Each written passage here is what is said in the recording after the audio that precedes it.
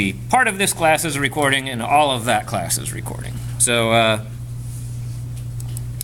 any rate, so that is a diagram of, and this is really how you should visualize things when working with pointers. You know, in this case we have an array of pointers, and then each pointer is pointing to an array of characters.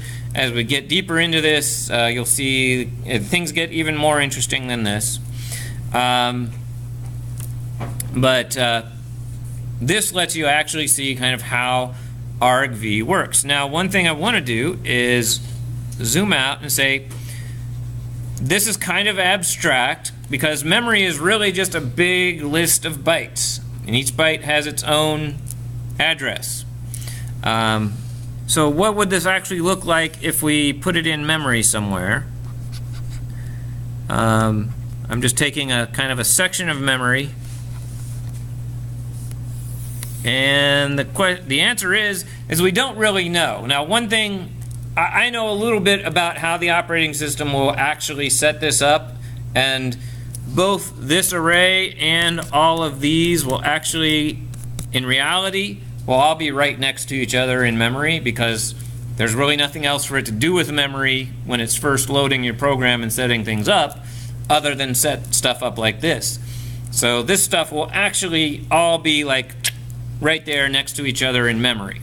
But you don't know that, and you don't need to know that. And if you built something, if you wrote a program to build something like this yourself, which we're about to do, by the way,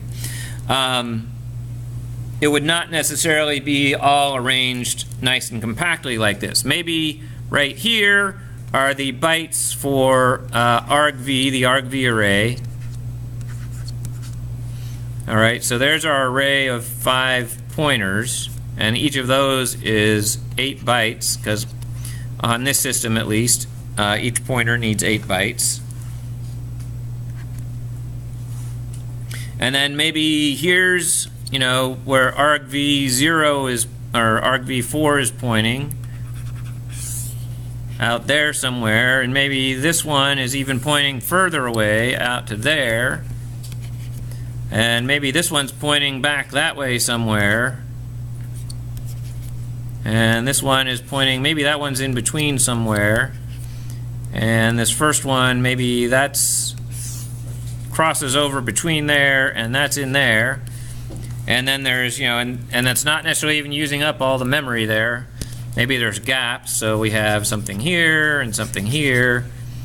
We have something here and here and here. And of course, this is our array of pointers here, but we have gap, gap, gap, gap, gap, and we have, and it's who knows what all else. And of course, it would not necessarily even all be this close together either. It could be anywhere. Now again, realistically with argv, when your program first loads, that stuff is all compact, all right next to each other. But if you built something like this with a program, if you built a structure like this, all bets are off as far as where in memory Malloc might actually find the memory that it uses. And it may not all be adjacent. It may have gaps in between, or they may be, the addresses for these things may be wildly different. So I just kind of want to give you a feel that this is how it really is in memory, but again, we almost never care about that. The way to think about pointers is like this. Is just, we don't care about the number, we just care that the pointer is pointing to something. And when we need to go get that something, we can by using a pointer.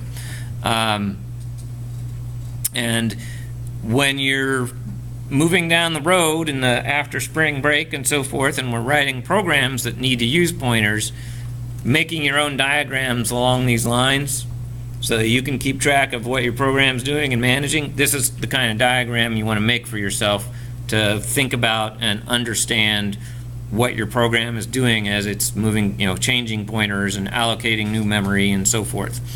And we'll be doing a lot more of this down the road.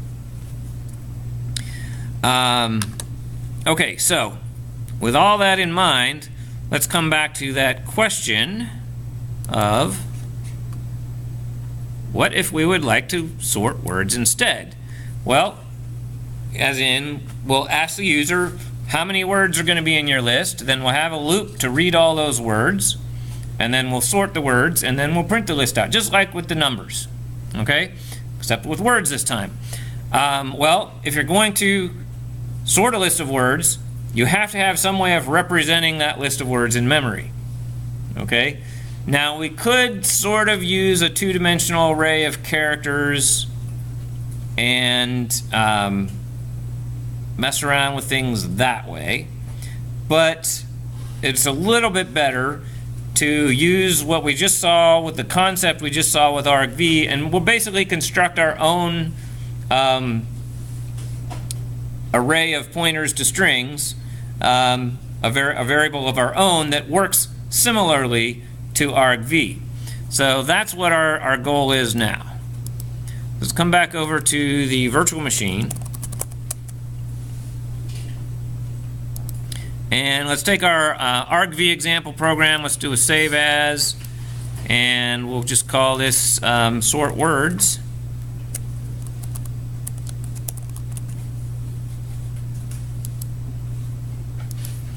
And what we want here then is we want, first we want a variable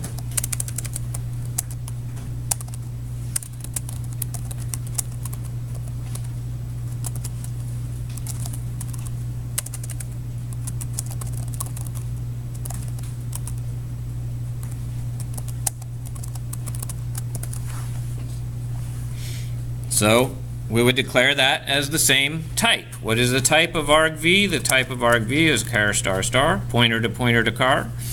And then we just need a name for it. Word list seems like a pretty good name for it, so let's go with that. And now, okay, well, the basics, let's see, we need to ask the user how many words are going to be in your list.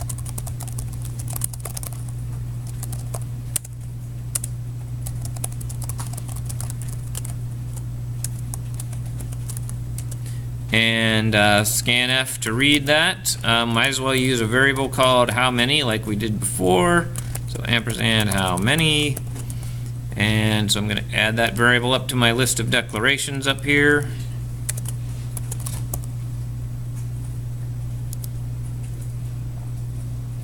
Let's see.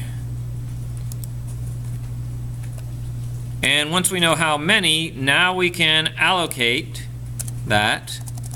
So this is where we can use malloc.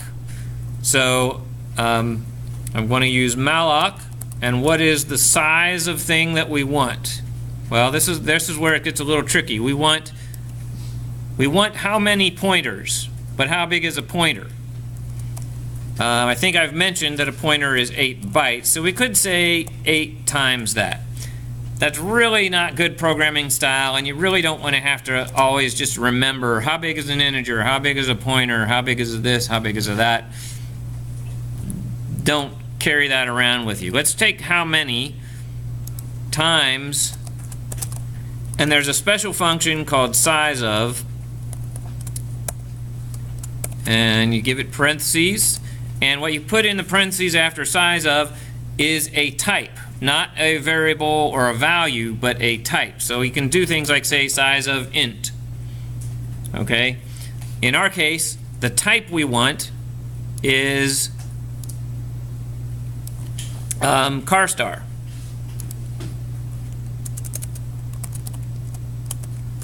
Why? Because word list is going to be an array of pointers to character. Okay? So, and actually all pointers are pretty much the same size, so we could actually say void pointer, or we could probably put any pointer type in there and it would do the same thing.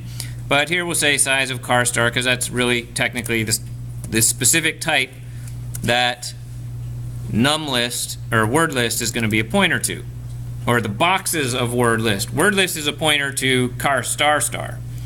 Where I would say word list is a char star star, pointer to character. but the individual boxes of the array we're allocating are pointers to character. So here we'll say word list equals the return value that Malloc gets. And we can put the if word list comes back null if we wanted to, just to make our program safe against what if it fails to allocate the memory. But for now, for simplicity, for speed and simplicity, let's just skip that. Assume that we get a valid pointer back and move on. Now we would like to actually read the words and store those. But let's think about what we've done with this line. All we've done with this line right here is, if we go to our diagram, the only part we've allocated so far is this. We've allocated the array of pointers to the other arrays. We have not allocated any of those other arrays yet, have we? So what we'll do in this case, in this example, what we'll do is we'll have a loop and we'll allocate each individual array that we need to store a word, and then do a scanf to store that. Now for this purpose, we will set a specific size for our array. We'll just let it be 50, okay, as like the maximum size of a word will allow. And so each time we go to allocate, we'll allocate an array of characters of size 50. That's not going to waste too much memory for shorter words, as long as we're not, allocating a bunch of those 50 character arrays, in case we want to sort a list of 1 million words or something. We're not allocating 50 million bytes of memory when the user is only going to enter 10 words. But we are wasting a little space if each of these is always 50 long. But to do this, we're just going to do another malloc.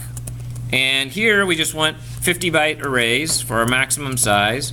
And actually with a null terminator, it's really only going to be 50.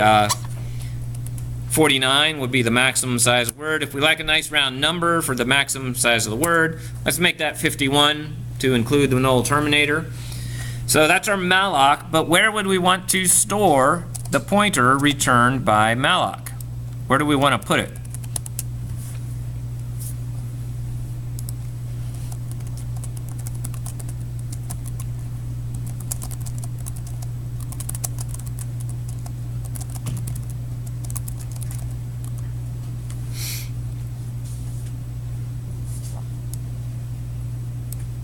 Over in the diagram, where would we want that? So, oops, I didn't set up the loop yet.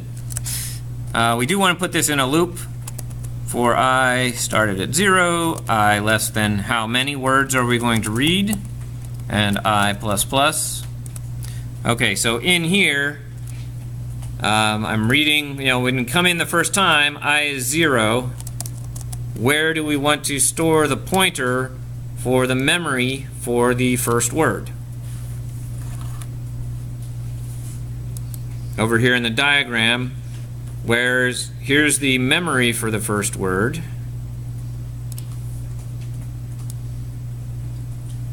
Well, this is for argv, but it's the same kind of idea. There's the memory for the first argument, or the 0th argument. So where is the pointer to this? Up here, right?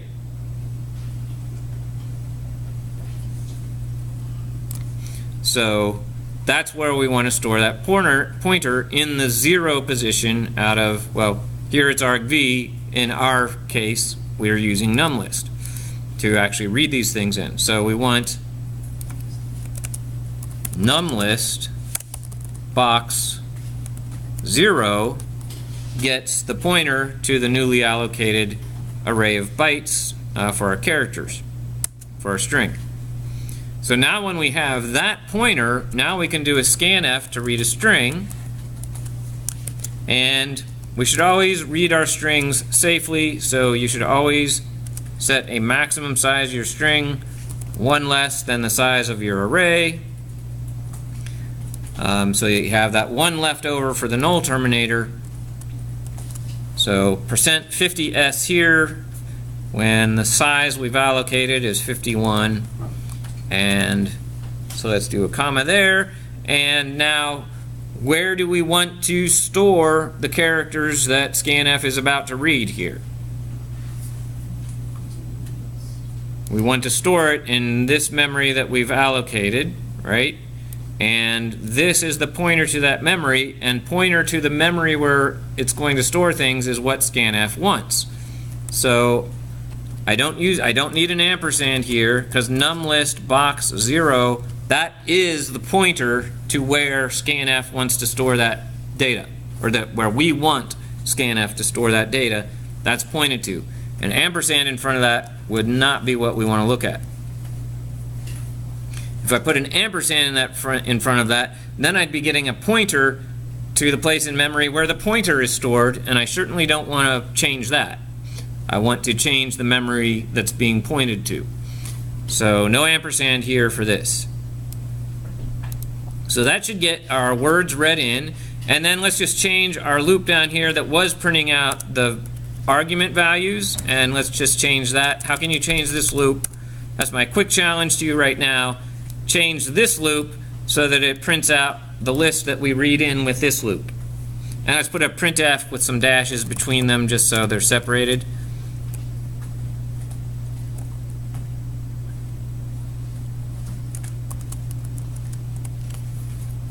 So how can you change this loop down here that was to print out all the command line arguments? Let's change that to print all the words that we just read in. Yeah, go ahead and try and do it on your own with a, yeah, we've got 15 minutes and we're about as far along as I want us to be here.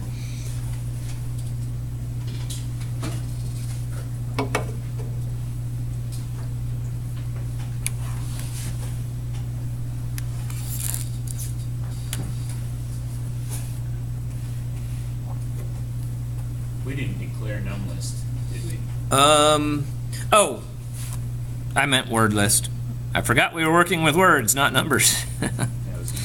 Yeah, we want word list right there.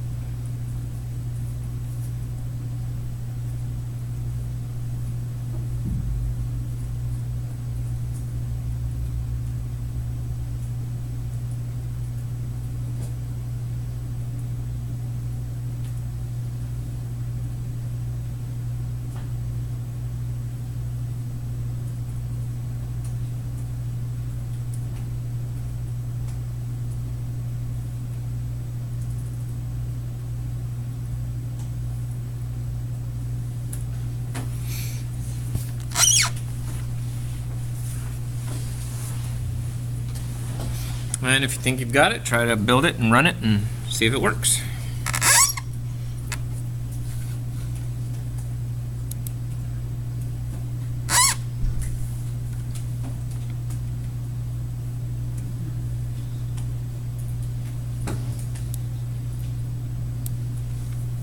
And I'm going to go ahead and start in on it now. If you're having trouble figuring it out, you can look at what I'm doing. So our loop needs to go how many times instead of argc times. And instead of argv, we're working with word list. And that's it. Those are the only two, unless I'm forgetting something. That should be the only two changes we need. So change argc to how many and change argv to word list. Because word list basically works The same way we just diagrammed argv, we could make a similar diagram for word list.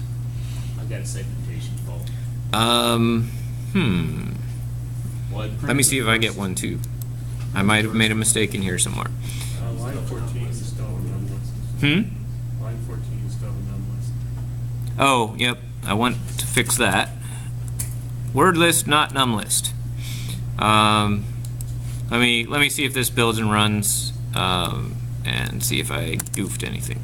Now, one possibility, run it again, because remember I said it requests memory, and sometimes even when you're allocating very small chunks of memory, it will occasionally be denied.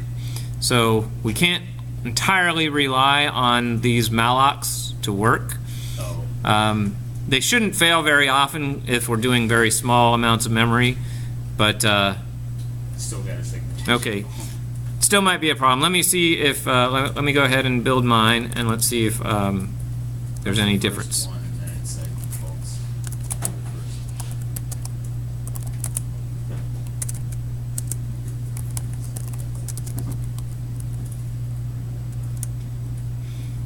Okay, how many words are going to be in your list? I'm way too entertained by my grammar and spelling mistakes in my printfs. Okay, so let's see. So how many words? Let's just do 5 words. Alpha, beta, delta, gamma. Not even sure if that's right. Who knows their Greek alphabet? I don't know, I'm just going to go with omega here. I'm pretty sure that's not the ordering, but good enough. Omega segmentation fault. Whoops. Word list has 0, 1 in the for loop. You need to set word lists. Oh, right. Yeah, I forgot to put I in here. So I was talking about how the first one would be 0, but we want I in here. Yeah. I there and I there. So as we go through the loop, looking at the diagram, then the next time we'll be filling in this pointer, and then we'll be filling in this pointer with the newly allocated memory as we go. Yeah. So, yeah, otherwise all those other pointers to characters are just garbage data. And let's see, one thing we didn't do here is I said we should build up good habits, and I didn't get to this with the other class. So we should free all that memory we've allocated. So we'll get to that in a moment. Let's see if this works.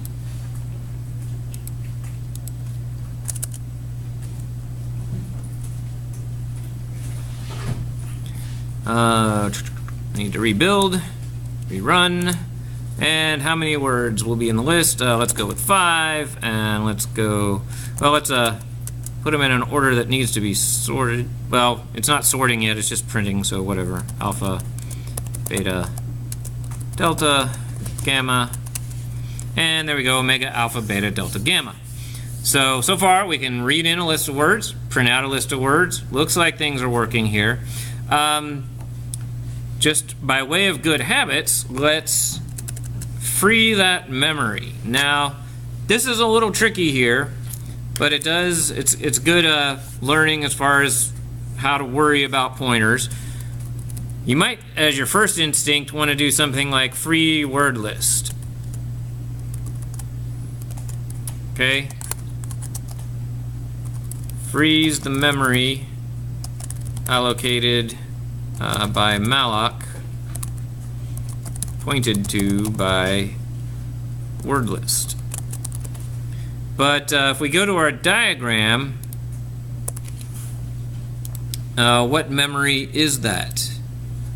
What chunk of allocated memory in this diagram is being pointed to? Again, just say argv is word list here, okay?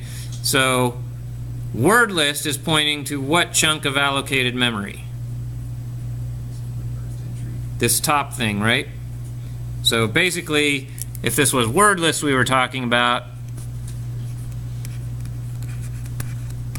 instead of argv, it's pointing to that chunk there. It's basically pointing to the first byte of this. This whole thing was allocated by our first malloc. So word list is pointing to the first byte of that. It's actually the address of the first byte of that. So if we delete this, and I sure hope it lets me undo, but if we delete that, well, now we don't have any pointers to these 5 chunks or however many chunks were allocated, do we? So how can we free those now if we don't have the pointers to them anymore? We can't. This kind of thing actually was a very common problem in programming when C was the dominant programming language that applications and operating systems and everything else were developed in.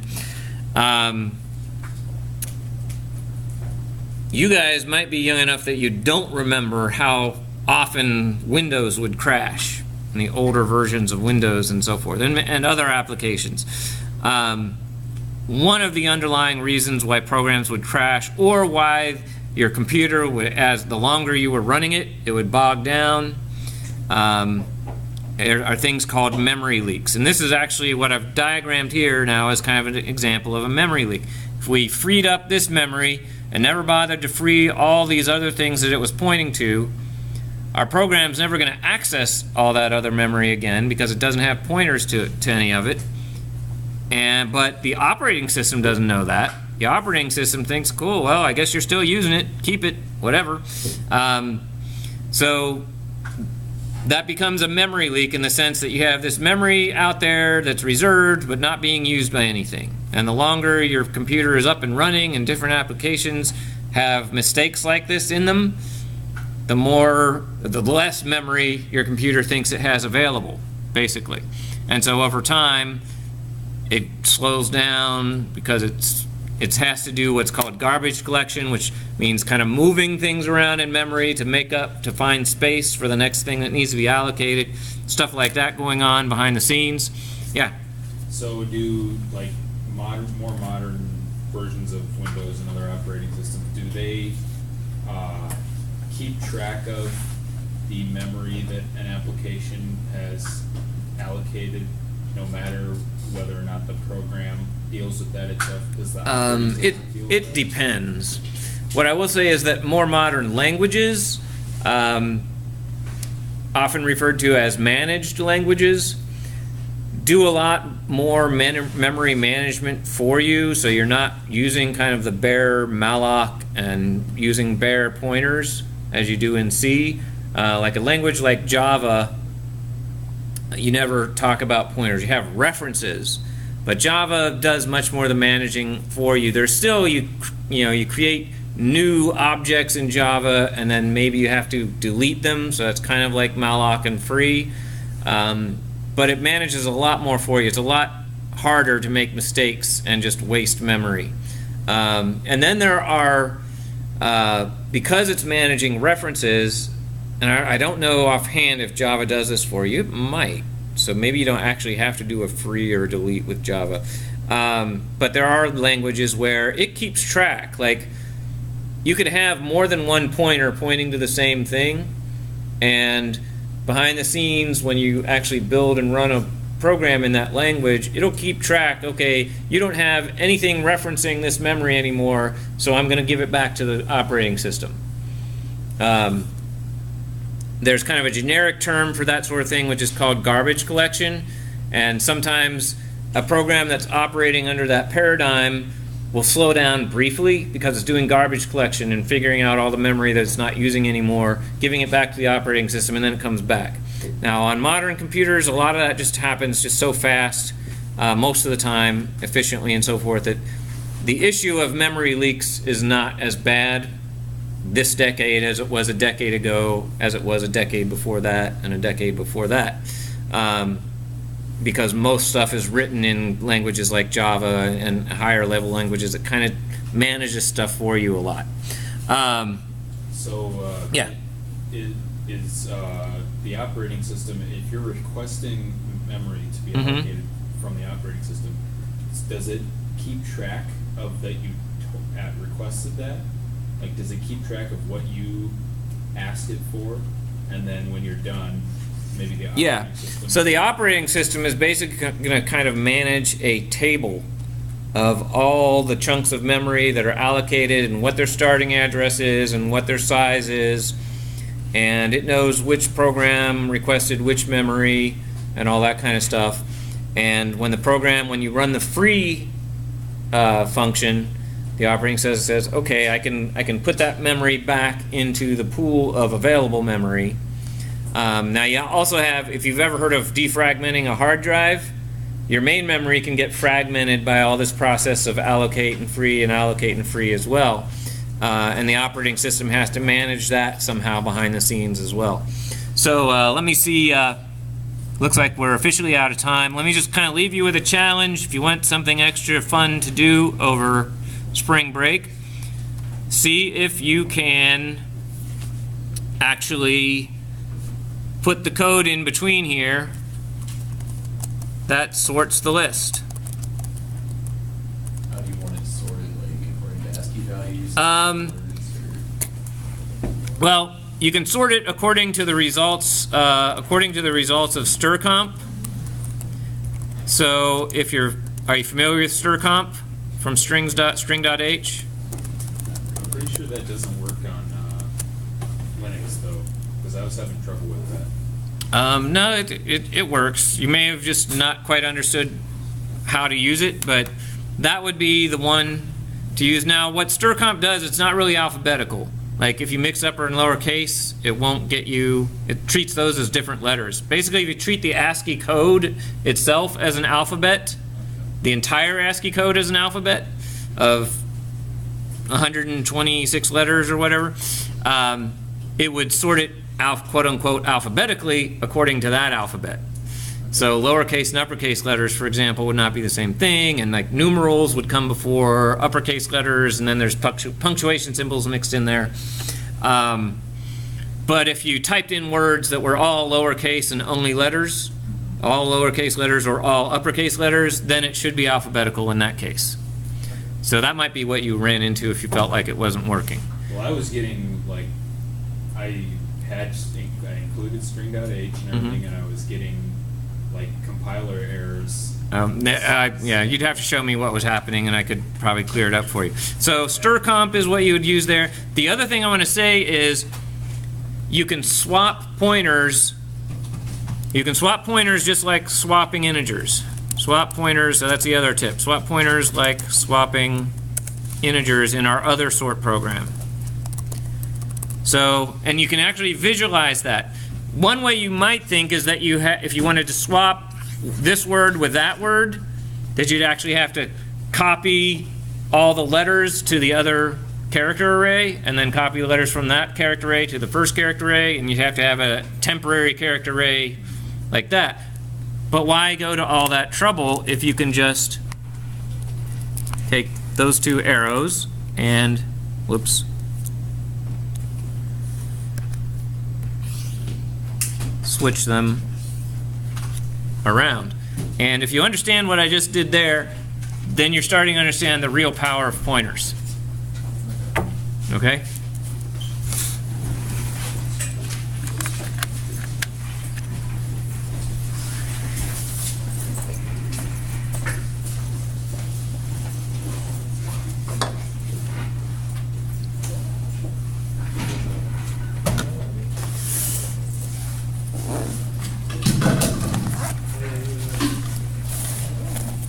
And enjoy break.